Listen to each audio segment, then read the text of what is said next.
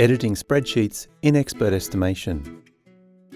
Linking spreadsheets to your Expert Estimation project is an extremely useful function when using global defines, local defines, and managed defines.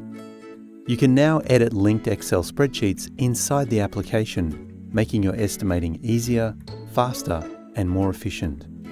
The spreadsheet editing feature works on single-user and multi-user projects.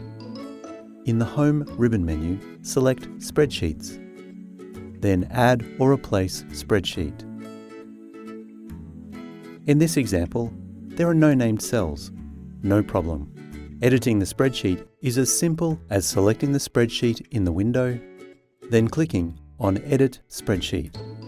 This shows you an editable version of the Excel spreadsheet inside the application. You can edit cell values for numbers and text. Let's name these cells so that we can link them to our defines.